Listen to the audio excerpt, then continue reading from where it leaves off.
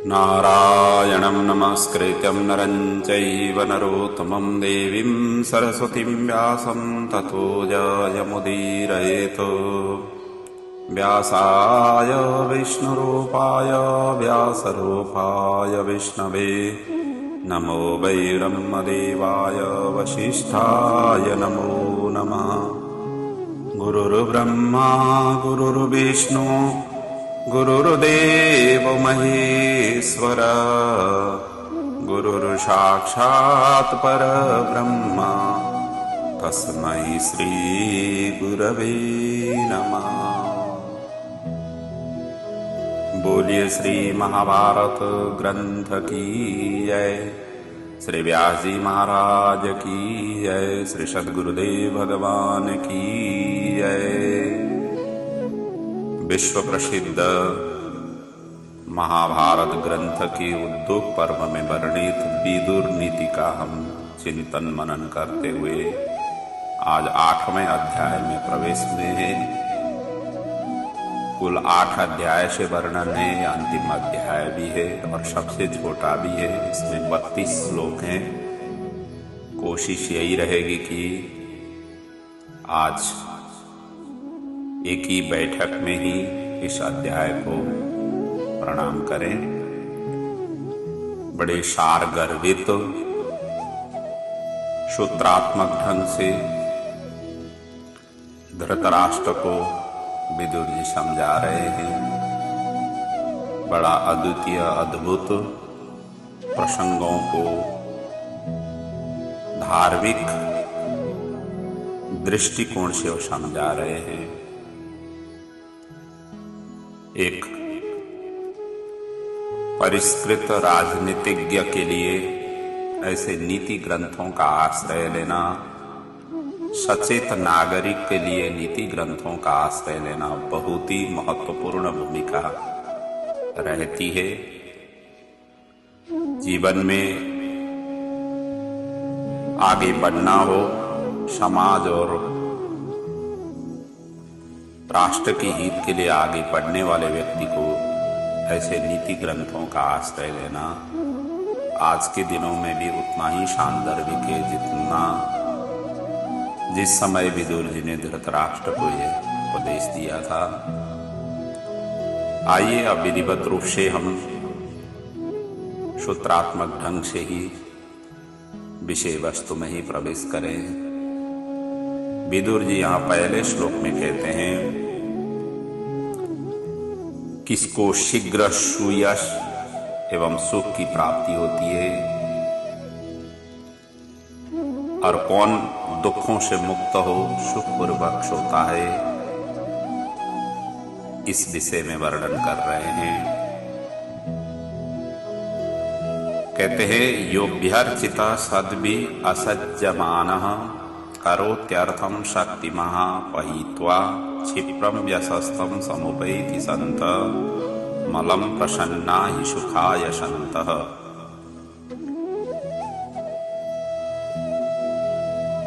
जो व्यक्ति सज्जन पुरुष से आदर पाकर के आसक्ति रहित होकर के अपनी शक्ति के अनुसार अर्थ साधन करता है और उस श्रेष्ठ पुरुष को शीघ्र ही सुयश की प्राप्ति होती है। कहा जाता है, जिनके ऊपर गुरु की कृपा होती है उनका सदा सदा ही कल्याण होती है, क्योंकि संत जिनके ऊपर में कृपा और प्रसन्नता अभिव्यक्त करते हैं वो सदा सुखी ही रहता है। संत का जो स्वरूप है प्रभु का ही स्वरूप माना गया है। प्रभु ही विभिन्न अंश के रूप में संत बन करके इस धराधाम में आए हैं और संत के माध्यम से, सज्जन के माध्यम से कई व्यक्तियों को ऐसे उद्धार हुआ। हम सभी ने देखा हुआ है, अनुभव किया हुआ है। इसलिए संत लोग जिनके ऊपर कृपा करते हैं उनकी हमेशा हमेशा सुख और शांति उन्हें प्राप्ति होती है। ये बात बताया। दूसरे श्लोक में भी उसी प्रकार की ही भाव है। महान्तमप्यर्थ अधर्मयुक्तम यशन त्यजन अपाकृष्ट एव सुखम सुदुःखान् वययुच्य शीतिः जीर्णा त्वचं शरप इवावमुच्य। कहते हैं कि अन्याय पूर्वक यदि हम धन प्राप्त हुआ है और उस धन को व्यक्ति छोड़ देता है तो वो व्यक्ति हमेशा हमेशा सुखी रहता है। और यह उदाहरण दे रहे हैं, जीर्णः त्वचं सर्प इवावमुच्य। जैसे सर्प कांचुली को फेर लेता है और फेरने के पश्चात सर्प का जो स्वरूप है, कांचुली निकलने के पश्चात एकदम से नया नवीन उसकी त्वचा होती है और सुंदर दिखाई देता है। उसी प्रकार ही अन्याय से प्राप्त हुआ धन को त्याग देने से,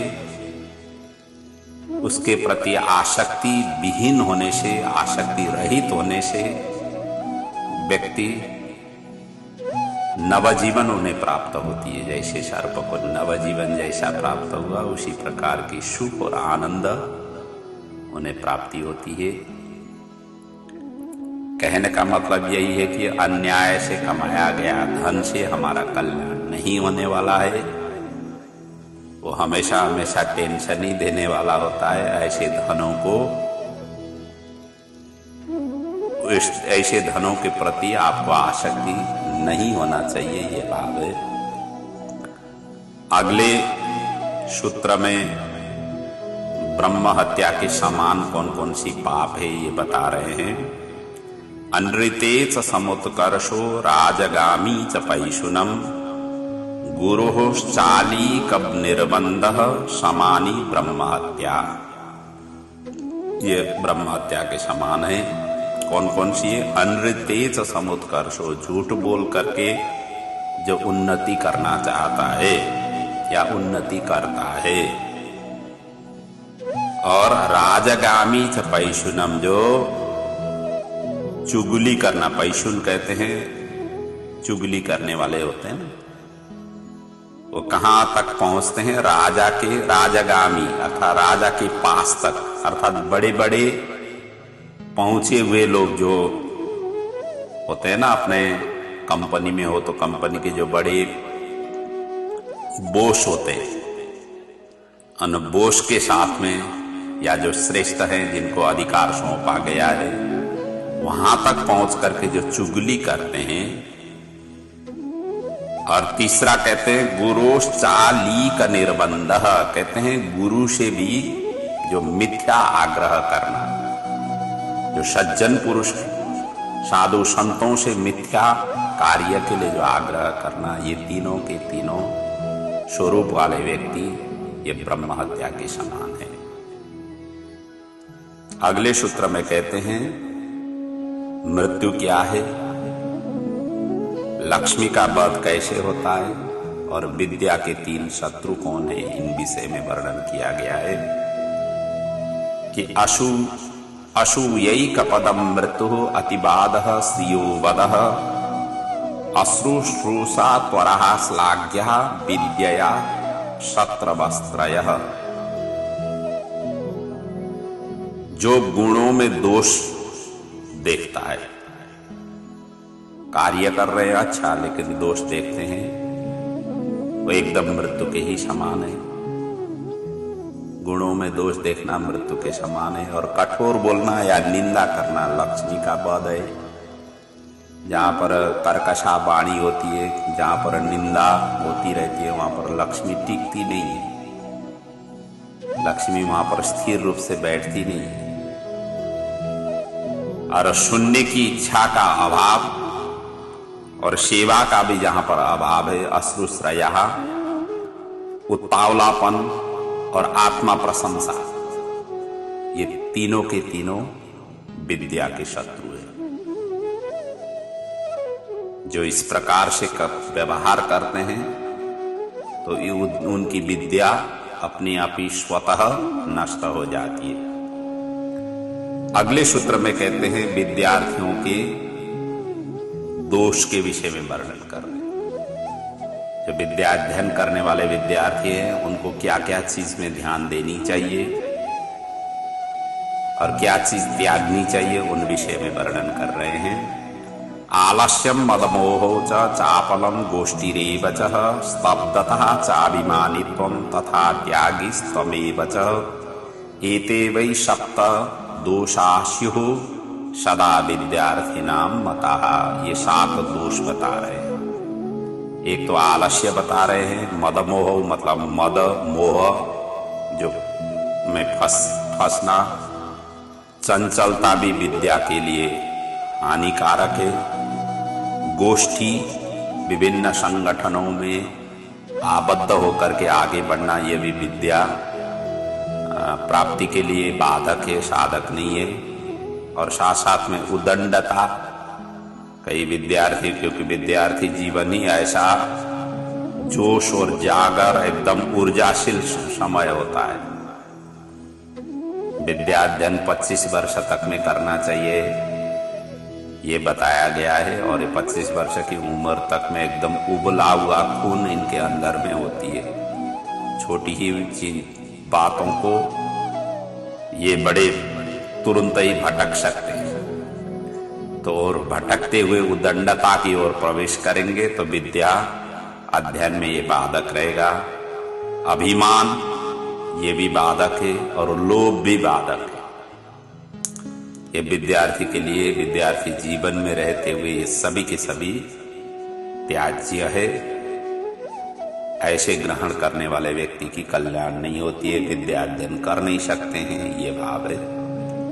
अगले सूत्र में भी उसी भाव को व्यक्त किया गया है। सुखार्थीनम कुतो विद्या नास्ति विद्यार्थिनः सुखम, सुखार्थी वा त्यजेत विद्या विद्यार्थी वा त्यजेत सुखम। जो सुख चाहते हैं उनको विद्या प्राप्ति नहीं होती है।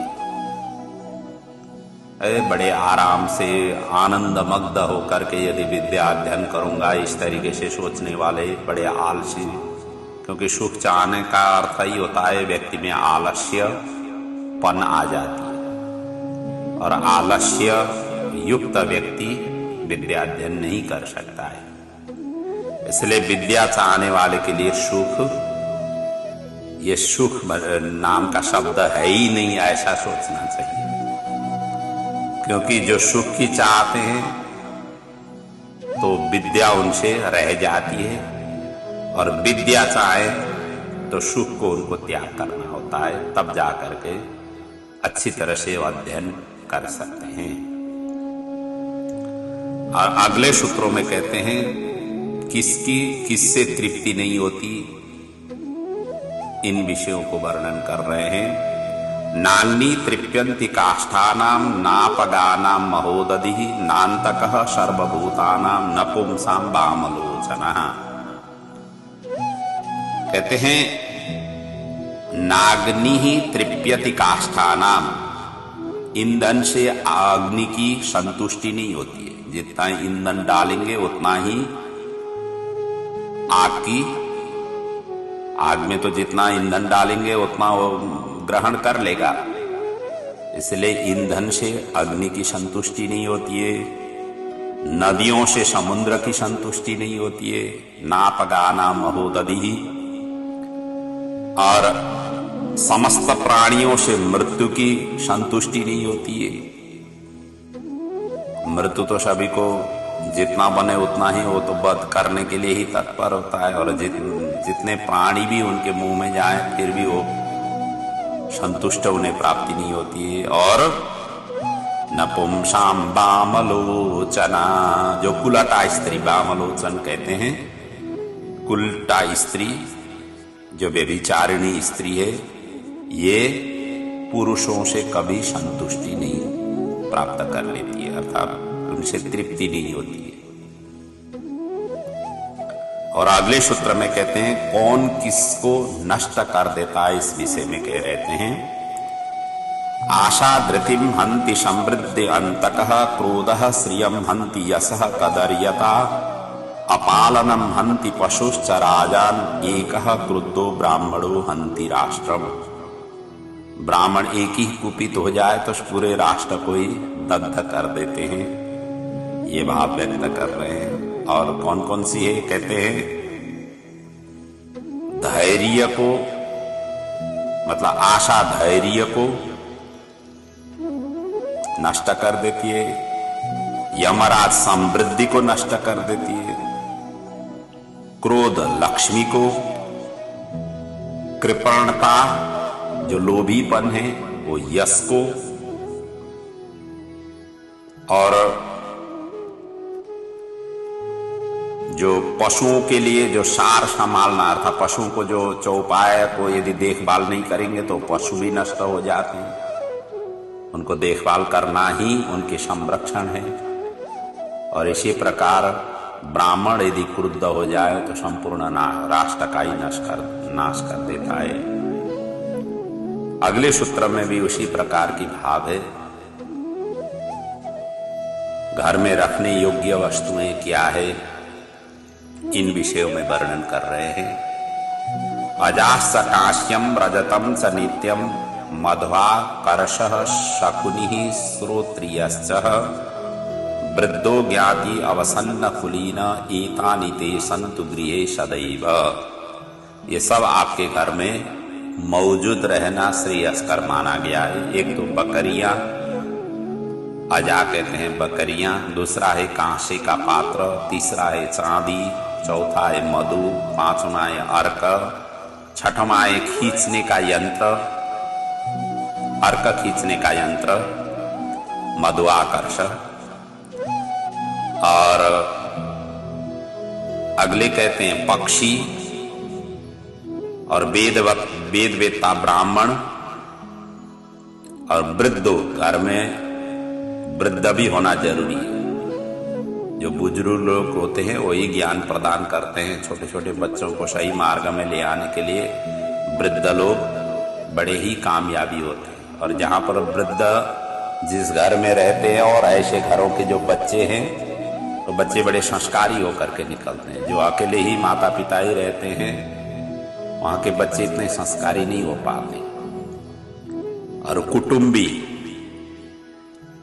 और इसी प्रकार विपत्ति ग्रस्त कुलीन पुरुष, ये सभी के सभी घर में, अर्थात एक गृहस्थी के लिए इन सभी का संरक्षण संवर्धन करना श्रेष्ठ माना गया है। यहाँ तो धृतराष्ट्र को समझा रहे हैं विदुर जी कि ये सभी आपके घर में मौजूद रहे, ये बता रहे हैं। इसी प्रकार आगे भी उसी भाव को यह व्यक्त किया गया है। अजोक्षा चंदनम वीणा आदर्शो मधुशर्पिषि विष औदुम्बरम शंख स्वर्णनाभूत रोचनः गृहे स्थापितव्यानि धन्यानि मनुरप्रिपित देव ब्राह्मण पूजार्थम अतिथीनाम च भारत। ये धृतराष्ट्र, ये भारत, ये मनु जी ने कहा हुआ है। मनु अब्रवीत कहते हैं कि देवता ब्राह्मण और अतिथियों की पूजा के लिए घर में बकरी, बैल, चंदन, वीणा, आदर्शो कहते हैं दर्पण, मधु, घी, जल, तांबे की बर्तन, शंख, शालग्राम, स्वर्णनाभ कहते हैं शालिग्राम को, जिसके अंदर में सोना होता है, इसलिए स्वर्णनाभ कहा गया है। और गोरोचन, ये वस्तुएं घर पर रखनी चाहिए। ये सभी के सभी या तो देवताओं के लिए या ब्राह्मणों के लिए, अतिथियों की सेवा के लिए प्रयोग में आने वाले चीजें हैं। ऐसे चीजों की संरक्षण करनी चाहिए। अगले सूत्रों में कहते हैं जीवन के लिए भी धर्म का त्याग न करें, और धर्म और संतोष की महत्व का विषय में वर्णन कर रहे हैं। इदं च त्वां सर्वपरं ब्रवीमि पुण्यं पदं तात महाविशिष्टं न जातु कामान्न भयान्न लोभात् धर्मं जहा जीवितस्यापि हेतुः। कामना से, भय से, लोभ से, किसी भी तरीके से जीवन के लिए कभी भी धर्म का त्याग नहीं करना चाहिए। धर्म ही ऐसा चीज है जो यह और परलोक सुख और शांति प्रदान करने वाले हैं। इसलिए कहते हैं सर्वोपरि पुण्य जनक बात ही यही है कि पुण्य प्रदम तात महाविशिष्टम, अत्यंत विशिष्ट ही स्वरूप यही है कि पुण्य प्राप्ति के लिए कि न जातु कामन्न भयान्न लोभात, कामना युक्त भाव रख करके भय युक्त से या लोभ से अपने धर्म को त्याग नहीं करना चाहिए। ये भाव है। अगले सूत्रों में भी उसी प्रकार की ही भाव है। नित्यो धर्म सुख दुखे त्वनित्ये जीवो नित्यम हेतुरस्य त्वनित्यम त्यक्त्वा अनित्यम प्रतिष्ठ्वः नित्ये संतुष्य त्वं तोष परो हि लाभः। क्योंकि धर्म नित्य है, लेकिन जीवन में आने वाले सुख दुख ये अनित्य है। कभी सुख आ जाते हैं, कभी दुख आ जाते हैं। इसलिए नित्यो धर्म, धर्म नित्य है। सुख दुखे त्वनित्ये, सुख दुख ये अनित्य है। जीवो नित्य, जीवन नित्य है, जीव नित्य है, लेकिन इसका कारण जो अविद्या है वो अनित्य है। इसलिए अनित्य को छोड़कर के नित्य में स्थित होना ही श्रेयस्कर है। संतोष धारण करना ही श्रेयस्कर है, क्योंकि संतोष ही संतुष्यपम तोष परो ही लाभ, संतोष ही सर्वोपरि लाभ प्रदान करने वाला है। अगले सूत्र में भी उसी प्रकार की ही भाव है। कहते हैं एक दिन सभी मृत्यु के अधीन होते हैं। उस बात को यह पुष्टि कर रहे हैं। महाबलान पश्य महानुभावन प्रशास्य भूमिम धनधान्य पूर्णाम राज्यानि हित्वा विपुलां सभोगां गतान नरेंद्रान वशांतकस्यः। सभी को अंतक के शरणापन्न होना है, अर्थात यमराज के पास में सभी को जाना है। हे नरेंद्र, हे धृतराष्ट्र, क्योंकि महाबलान जो धन धान्य आदि से परिपूर्ण पृथ्वी का शासन करके अंत में समस्त राज्य और विपुल भोगों को यहीं छोड़ करके यमराज के बस में, इससे पहले भी बड़े बड़े व्यक्ति पहुंचे हुए हैं, बड़े बड़े महानुभाव पहुंचे हुए हैं। सभी को मृत्यु ने ग्रास लिया है, सभी के सिर पर मृत्यु बैठा हुआ है। इसलिए ऐसे महान महान व्यक्ति तो चल बसे, हम तो किस खेत की मूली हैं, हमें भी एक दिन छोड़ करके ही जाना होता है। इसलिए सभी यमराज के बस में फंसे हुए व्यक्ति हैं। इसलिए ऐसा कर्म करें जिस कर्म के द्वारा यह और परलोक कल्याणकारी हो, और उसके लिए केवल धर्म ही है। अगले कहते हैं अपने जो सगे संबंधी हैं वो मृत्यु के साथ में वो साथ नहीं जाते। अपने जिनको हम अपना समझते हैं, अपना रिश्तेदार समझते हैं, वो अंततो गत्वा हमें छोड़ देते हैं, वो हमारे साथ में नहीं जाते। यही भाव व्यक्त कर रहे हैं। मृतम पुत्रम दुख पृष्ठम मनुष्यः उत्क्षिप्य राजन स्वगृहान निर्हरन्ति तम मुक्त केशा करुणम रुदन्ति चीता मध्ये काष्ठमीव क्षिपन्ति। जिसको हम अत्यंत प्रेम से पालन पोषण किया हुआ ऐसे व्यक्ति भी अंततो गत्वा यदि कारणवश उनका मृत्यु हो जाए, और यहाँ तो कहा हुआ है एकदम से पालन पोषण किया हुआ अपना सुपुत्र यदि मृत्यु को प्राप्त हो जाता है तो मनुष्य उसे उठा करके तुरंत ही अपने घर से बाहर कर देते हैं। मृत्यु होते ही कोई भी व्यक्ति को घर के अंदर में रखते नहीं है, उसको जितना जल्दी हो सके उतना उसको ले जा करके विसर्जन करने में हर कोई व्यक्ति, अपने रिश्तेदार सभी लगे हुए होते हैं। पहले तो उनको इतने उनके पास में रोना धोना तो होता ही है, लेकिन विलाप तो करेंगे ही। तम मुक्त की सहा करुणम रुदंती, अत्यंत करुण पुकार तो करेंगे, लेकिन उनको साधारण लकड़ी की भांति अग्नि में ले जाकर के उसको समर्पित कर देते हैं। अर्थात मृत्यु के समय में कोई भी साथ में नहीं जाने वाले हैं।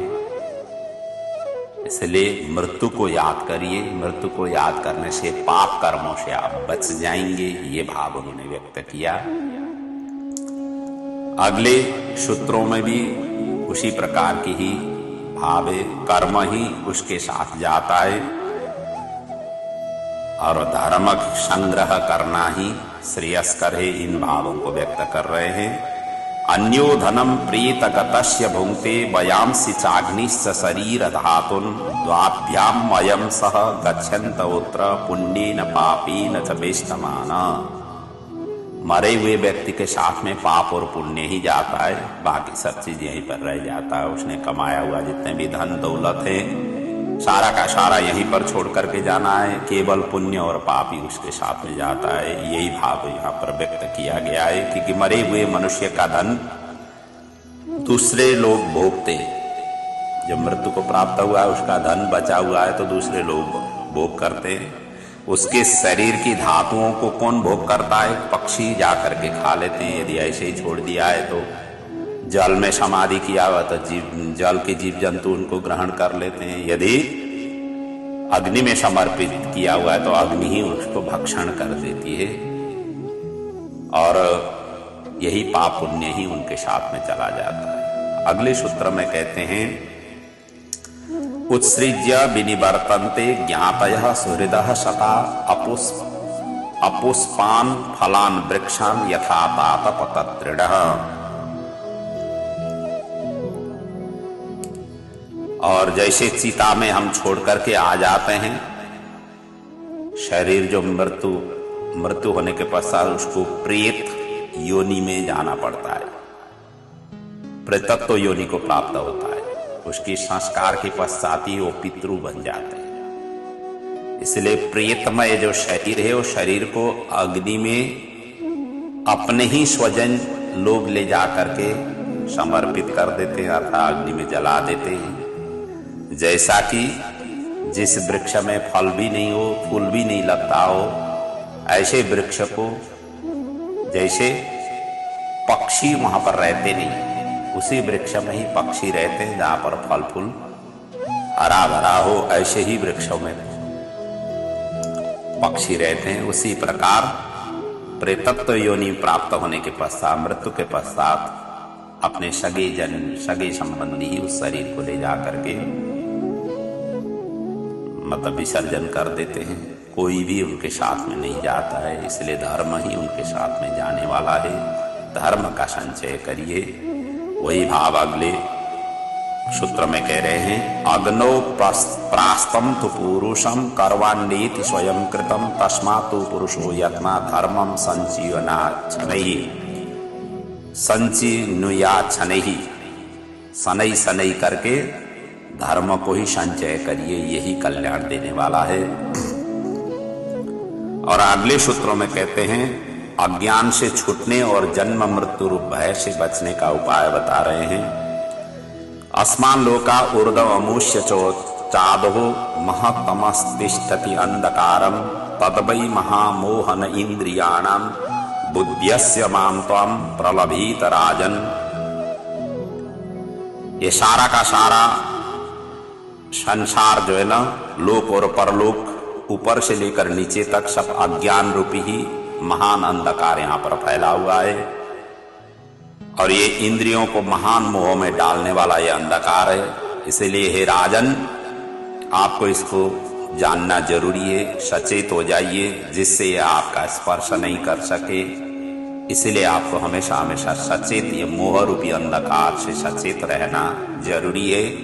आप जो है ना पुत्रों के प्रति जिस प्रकार से मोह में फंसे हुए हैं और उसी के ही आधार पर आप जैसे अप्रिय कार्य करने उद्यत हुए हैं, ये आपके लिए श्रेयस्कर नहीं है, ये भाव है। अगले सूत्र में कहते हैं इदम बच्च शक्ष शिक्षसी चेद यथावह निशम्य सर्वं प्रतिपत्तुमेव यशः परम प्राप्स्यति जीवलोके वयं न चामुत्र न चीह तेस्ति।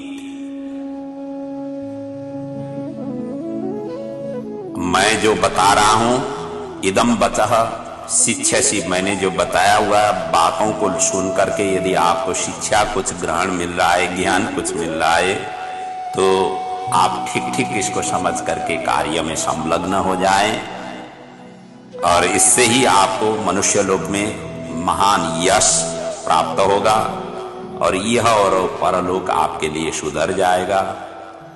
परलोक में भी आपको भय और यह लोक में भी भय उत्पन्न नहीं होगा, आप सुख और शांति आपको प्राप्ति होगी। इसलिए मेरी इन बातों को आप ग्रहण करिए, ये बता रहे हैं। और अगले सूत्र में भी उसी प्रकार की ही भाव है। आत्मा नदी भारत पुण्य तीर्था सत्योदका घृतिकूला दयोर्मि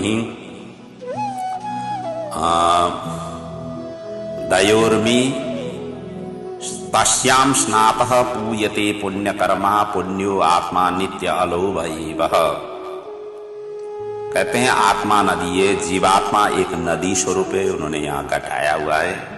इसमें पुण्य ही तीर्थ है, पुण्य तीर्था, और सत्य स्वरूप परमात्मा से इसका उद्गम हुआ है, परमात्मा से ही हम आए हैं। आत्मा वही पुत्र जैसे कहा हुआ है, आत्मा से ही हमारा उत्पन्न हुआ है और धैर्य ही इसके किनारे हैं, धृति ही इसके किनारे हैं जो इस नदी की, और इसमें दया की लहरें उठती रहती है। जो नदी में लहरें तरंग जो उत्पन्न होते हैं, ये सभी दया के ही स्वरूप हैं। इसलिए पुण्य कर्म करने वाला मनुष्य ही इसमें स्नान करके पवित्र होता है, क्योंकि लोभ रहित आत्मा सदा पवित्र ही है। आत्मा तो हम सभी जानते ही हैं, वो पवित्र है, उसको किसी के द्वारा उसका स्पर्श नहीं होता है, केवल दृष्टा ही है। अगले सूत्र में कहते हैं उसी प्रकार की ही भाव है।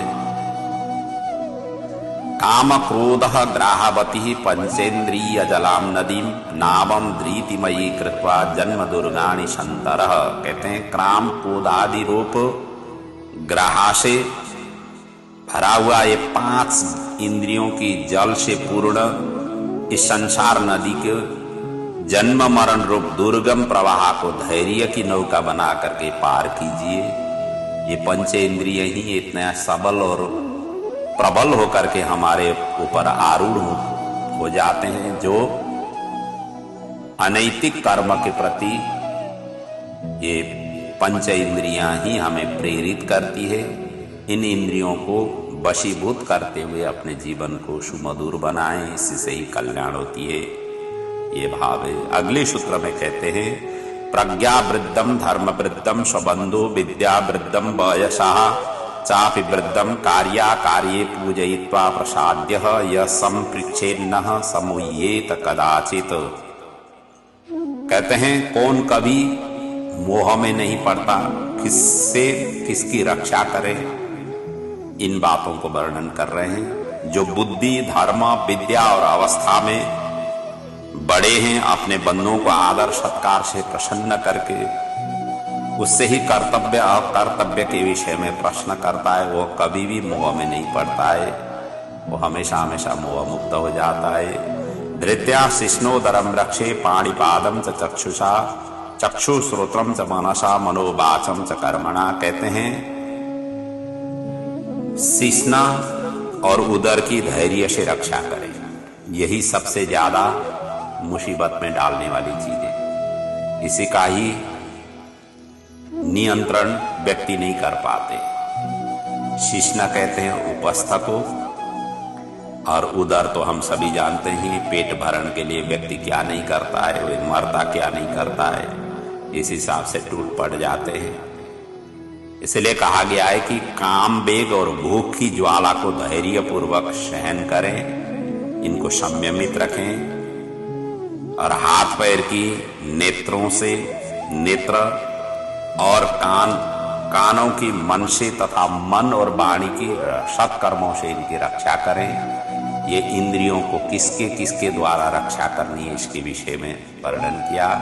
अगले सूत्र में कहते हैं नित्योदकी नित्य यज्ञोपवीति नित्य स्वाध्यायी पतितान्न वर्जिहि सत्यम ब्रुवन् गुरवे कर्म कुर्वन् न ब्राह्मणः च्यवते ब्रह्मलोकात्। और ऐसा व्यक्ति कभी भी ब्रह्मलोक से नीचे नहीं आना पड़ता है, ऐसे व्यक्ति को ब्रह्मलोक की प्राप्ति होती है। ये बात बता रहे हैं कौन? जो प्रतिदिन जल से स्नान संध्या तर्पण आदि करता हो, और नित्य यज्ञोपवीत जो धारण करता हो, नित्य स्वाध्याय जो करता हो, और पतितों का अन्न त्याग देता हो। जो पतित थे उनसे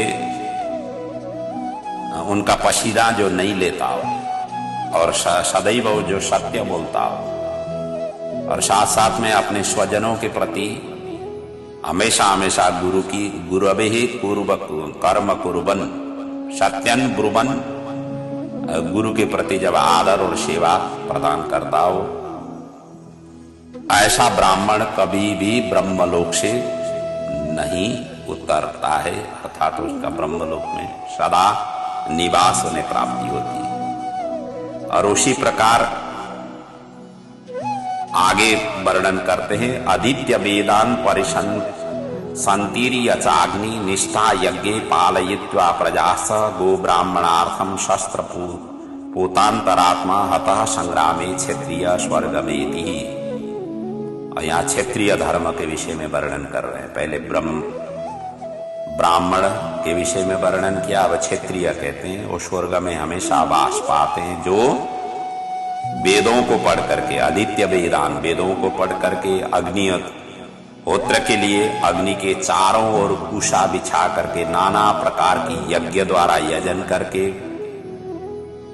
और प्रजाजनों को पालन करना, गौ ब्राह्मण के हित के लिए अपने मृत्यु की भी बाजी लगा करके जो उतर जाते हैं, और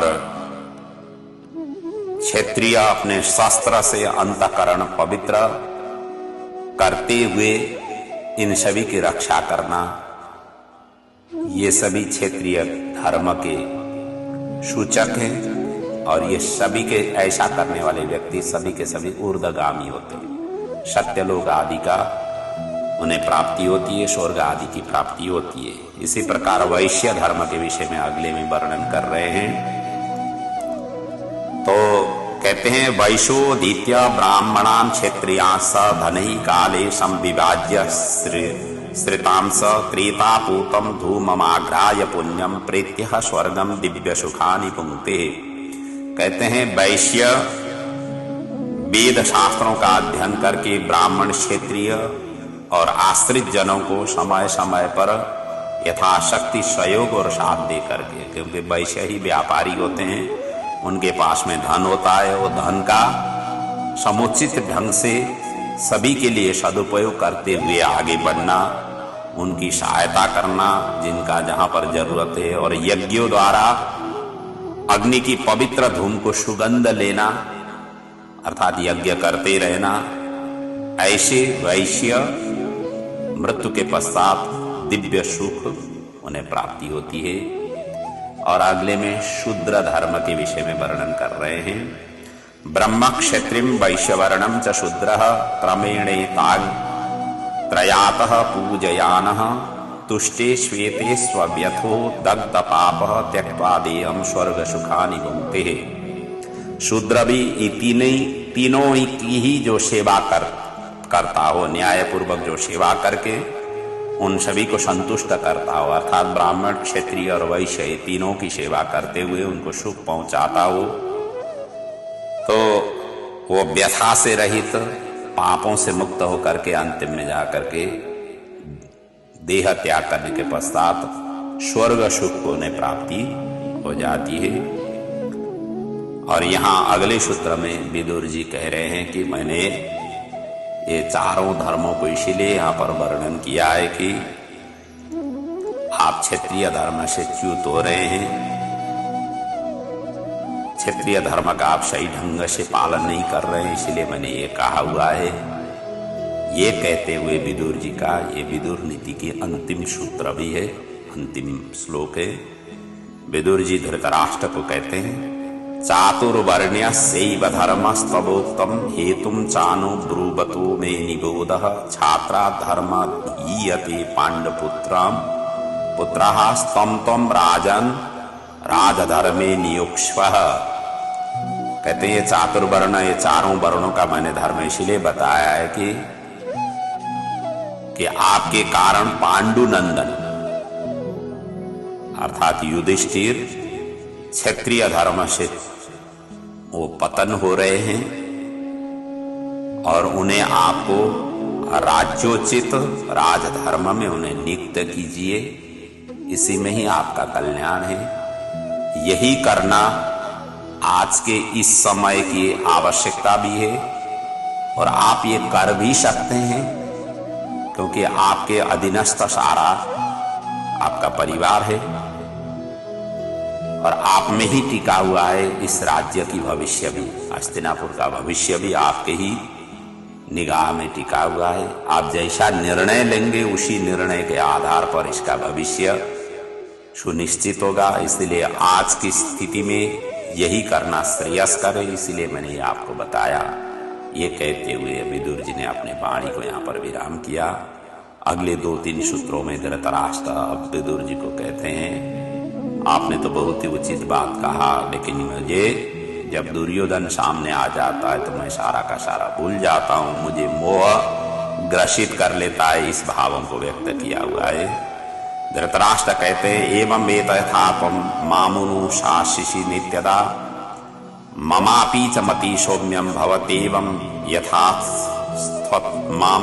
आप जैसे कह रहे हैं वैसा ही मुझे भी अनुभव तो है, मुझे मालूम भी है, मेरा भी विचार उसी प्रकार की है, मेरी भी सम्मति है, जो आप कह रहे हैं वो सही है। लेकिन अगले सूत्र में कहते हैं, सातुम बुद्धि कुतोप्ययम पांडवान प्रतिमे सदा दुर्योधन समासाद्य पुनर्वि परिवर्तते। जब मैं पांडवों को देखता हूं तो मुझे वो आपकी कहे हुए बातों को याद आ जाती है और उसी में ही मैं स्थित होकर के उनके साथ में मैं व्यवहार भी करने की कोशिश करता हूं। लेकिन दुर्योधनम समासाद्य, जैसे दुर्योधन मेरे आगे आ जाता है, पुनः भी परिवर्तते है।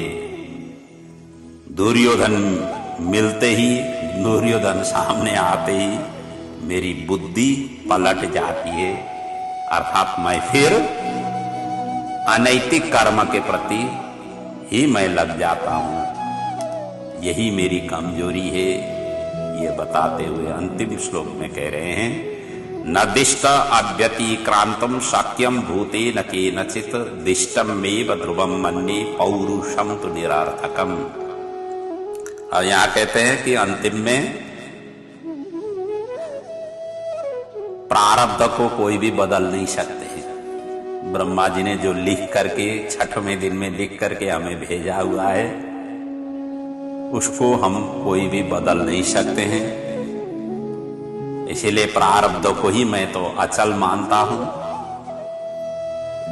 और उसके सामने हम सभी का पुरुषार्थ व्यर्थ मैं मानता हूं। इसलिए प्रारब्ध जैसा भोगना है उसी प्रकार की भोगने ही व्यक्ति के लिए श्रेयस्कर है और वही मैं भोगने के लिए तैयार हूं। आपकी बात अच्छी लगते हुए भी प्रारब्ध के सामने मैं कुछ नहीं कर सकता हूं, कहते हुए दुर्योधन को न तो मैं त्याग सकता हूं न तो दुर्योधन की बातों को मैं काट ही सकता हूं, टाल ही सकता हूं। ऐसा कहते हुए दुर्योधन के प्रति उन्होंने पुनः अपने पुत्र मोह के प्रति उन्होंने अपना भाव व्यक्त किया और प्रारब्ध के ऊपर अपनी कमजोरी सौंप दिया। और इसी के साथ में विदुर नीति का ये सारा वर्णन पूर्ण भी हो रही है। ऐसा अद्भुत विदुर नीति की हम सभी ने आनंद उठाया और इस आनंद स्वरूप जो भी हमने ज्ञान प्राप्त हुआ है विदुर नीति के माध्यम से अपना जीवन में कहीं ना कहीं किसी न किसी तरीके से इन नीतियों की बातों को सुनते हुए चिंतन मनन करते हुए जीवन में उतार सके। और यदि उतारने में कामयाबी हो जाए तो मेरा ये मेहनत भी कुछ अंश में सफल मैं मानूंगा। हालांकि ये उस समय की लिखी हुई ग्रंथ है। आज के दिन, आज की परिस्थिति, आज के समय काफी कुछ परिवर्तन हो चुका है, लेकिन इन परिवर्तन के अवस्था में भी हमें कौन कौन सी चीज आज के दिनों के लिए भी उपयुक्त रहती है उनका भी अनुसरण हो जाए तो जीवन धन्य होगा। नीति ही हमारे धर्म की ओर प्रेरित करती है और धर्म ही यह और परलोक के लिए सहायक सिद्ध है। इस जीवन में भी सुख और शांति देने वाला भी धर्म ही है, परलोक का कल्याण करने वाला भी धर्म ही है। इसलिए धर्म में आगे बढ़ने के लिए नीतियों का सहारा लेना बड़ी ही सांदर्भिक है। ऐसा अद्वितीय अद्भुत इस विदुर नीति को जो भी यथाधीतम यथामति जैसे शब्दों का हमें भाव प्रस्फुटित हुआ आप सभी के समक्ष में मैंने प्रस्तुत किया। कहीं मेरी वाणी में क्षति हो गई हो, सुनते समय आप सभी को कहीं कुछ भी शब्दों से या कुछ भी उस व्यक्त करते समय भाव अस्पष्ट हुई हो तो मैं उसके लिए क्षमा प्रार्थी हूँ। और जो भी आप लोगों ने प्राप्त किया वो आपका धन है, उसको एकदम संचय करके जीवन में लागू करिए। यही सत प्रेरणा प्रभु आपके हृदय में विराजमान होकर के आपको प्रदान करे। यही प्रभु के चरणों में बार बार प्रणाम। और अंतिम में प्रभु से यही प्रार्थना है कि ऐसे शत ग्रंथों की बारंबार चिंतन मनन करने की प्रेरणा हम सभी को अनवरत रूप से जागृत होती रहे। सत साहित्य, सत ग्रंथों का आश्रय, सज्जनों का आश्रय जीवन में प्राप्त होती रहे। सुमधुर, शांत और समृद्धशाली इस जीवन आगे बढ़ सके, ऐसी प्रेरणा प्रभु हमें प्रदान करें। इन्हीं भावों के साथ विदुर नीति को यहाँ पर प्रणाम करते हुए और ये 8वां अध्याय को भी प्रणाम करते हुए मैं अपने वाणी को यहीं पर विराम ले रहा हूँ। ओम पूर्णमदः पूर्णमिदं पूर्णात् पूर्णमुदच्यते पूर्णस्य पूर्णमादाय पूर्णमेवावशिष्यते। ओम सहना भवतु सहनौ भुनक्तु सह वीर्यं करवावहै तेजस्विनावधीतमस्तु मा विद्विषावहै। ओम शांति शांति शांति। ओम।